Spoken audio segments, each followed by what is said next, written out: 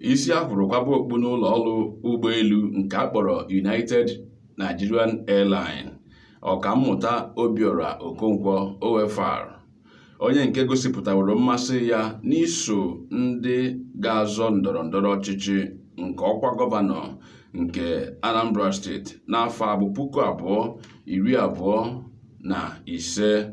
Emezuela Nkwa Okwere Ndi pati nke otu ya bụ All Progressive Congress APC n'afọ ịchafụ isi ngalaba nke Anambra steeti nke dị n'Awka. Ọkammụta Obiora Okonkwo, onye ejikwa dịka ọra idemmili wee mara, gosipụtara mmasị o nwere n'ịkwalite ọnọdụ pati ya nakwa ezi obibi ndụ nke mmadụ niile nọ na Anambra steeti na obodo Naijiria dum. Nke a bụ nke o gosipụtara ihe site n'imezu nkwa o kwere ndị pati ya oge onyeisi APC ngalaba nke Anambra steeti Basil Ejidike nakwa ọtụtụ ndị ọrụ n'ime ya bụ pati kpọgharịrị ya n'isi ụlọ ọrụ a nke dị n'Awka, ebe ọ hụrụ ọtụtụ ihe nke ekwesịrị ka emezie ma ọ bụ tinye n'ọrụ na ya bụ isi ụlọ ọrụ nke ka ọ wee kwụrụ chịm ma bụrụkwa ejiamatụ. Onye ọbụla nwere ezi mmasị ime ka obodo dị mma, ọtụtụ ihe na-ata ya anya arụ. Nke a mere ka dịka ọra idemmili kwee nkwa na ọ ga-etinye ọtụtụ ihe ndị ahụ ndị kwesịrị ka ọ dị na ya bụ isi ụlọ ọrụ.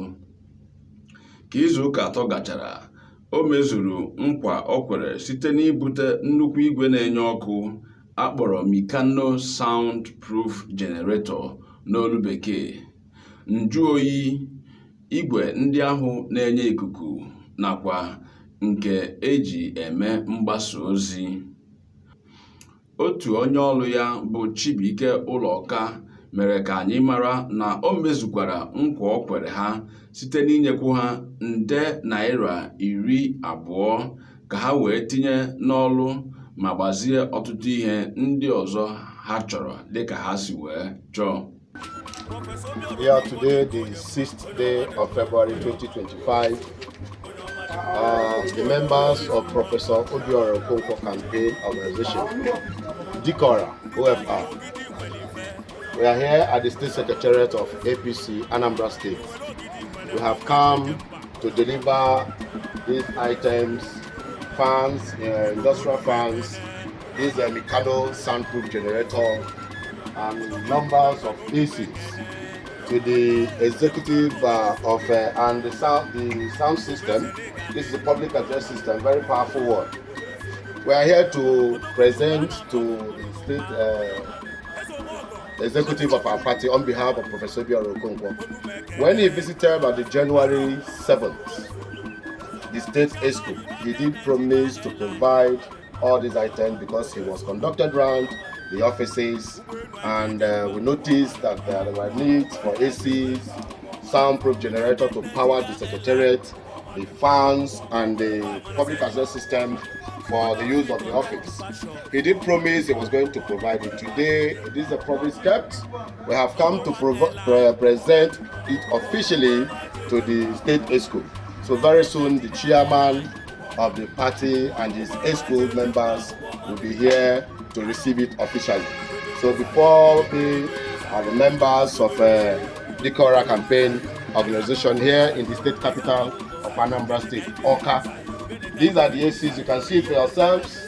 This is a very good product. Polystar is a very good product. You can see a very big capacity public address system. You can see fans, and this Mikano soundproof, very high capacity. These items were provided by him as his promise to the state ESCO of APC here in Anambra State. Thank you very much. Akụkọ a si n'ụlọ ọrụ Independent African Television Channel wee bịara gị. Cheta ka ị subscribe ma ọ bụrụ na ị na-elele ihe a na YouTube, ma ọ bụ follow ma ọ bụrụ na ị na-elele ya na Facebook, ka ị wee na-enweta ọtụtụ akụkọ nakwa mgbasa ozi ndị ọzọ anyị na-ewetara gị. Abụ m Chidi Ikenna Amobi. Cheta na ime ka obodo dị mma bụ oke na ọlụ mụ na gị. Tinye aka ka anyị dozie obodo anyị.